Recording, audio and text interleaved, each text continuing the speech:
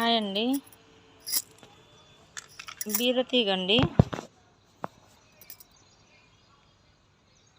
పెద్దగా కాలేదండి, ఇది సీడ్ పెట్టి అంతా కలిపి ఒక నెల ఉంటుందేమో. ఒక నెలకే 4-5 కాయలు, చాలా వరకు వారంలో 2 కాయల వరకు ఇస్తుందండి. చూడండి ఎంత బాగుందో. ఈ బీరపిందెలన్నీ ఇట్లా వస్తాయండి, సాయంత్రం పూస్తాయి.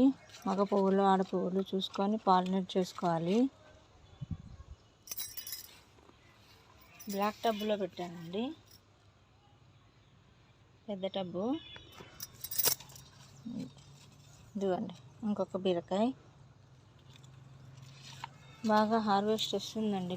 బీర చెట్టు చాలా ఫాస్ట్గా పెరిగిపోతుంది.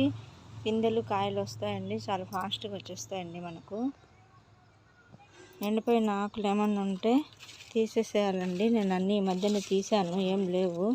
ఎప్పుడప్పుడు నేను ఆకులన్నీ తీసేస్తూ వస్తానండి. చూసినప్పుడల్లా నాకు కనిపిస్తుంది ఎల్లో కలర్ ఆకులు కనిపించినప్పుడల్లా తీసేస్తానండి, ఉంచను. ఇంత బాగా కాయ వచ్చింది చూడండి బీరకాయ. ఇవన్నీ నాటు రకము. హైబ్రిడ్ అంటే బాగా పొడుగు వస్తాయి, పొట్టి రకం ఉన్నాయి. ఎందుకంటే పెరగవండి, ఎక్కువ ఉంచేస్తే ముదిరిపోతున్నాయి. కాబట్టి నేను హార్వెస్ట్ చేద్దామండి ఇప్పుడు.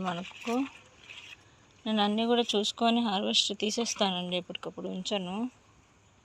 అన్నీ ఒకేసారి హార్వెస్ట్ చేద్దాము బీరకాయలు అనేటప్పటికి కొన్ని ముదిరిపోతాయి.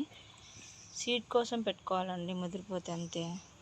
అలాగే ఉంచేస్తే సీడ్ వేసుకుంటే మళ్ళీ వచ్చేస్తాయి. అదేనండి బీర. దీనికి మనము అన్నీ ఇవ్వచ్చండి.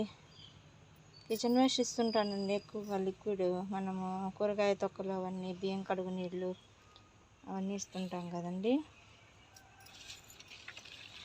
వాటిలో కొంచెం బెల్లం వేసి పెడతానండి. దాంతోపాటు ఏమన్నా మనము మిగిలిపోయినవన్నీ, టీ పొడి, తర్వాత పెరుగు, మజ్జిగ, పులిసిపోయింది అన్నీ అందులోనే వేసేస్తానండి, కిచెన్ వేస్ట్లోనే లిక్విడ్. అది 3-4 డేస్ అయ్యాక, ఒక్కొక్కసారి ఎక్కువైనా సరే అండి అదే ఇచ్చేస్తాను.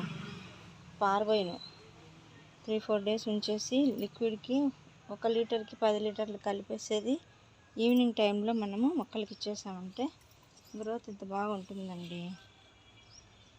దాదాపు ఇప్పుడు 4 బీరకాయలు తీసుకున్నానండి నేను. 1 కేజీ వచ్చి ఉంటాయి. మనం ఏముందండి కష్టపడేది, రోజు చేసే పనే కదండి. కొంచెం కష్టం ఉన్నా కూడా మనకు ఈ హార్వెస్ట్ తీసుకునేటప్పటికి చాలా హ్యాపీ అనిపిస్తుందండి.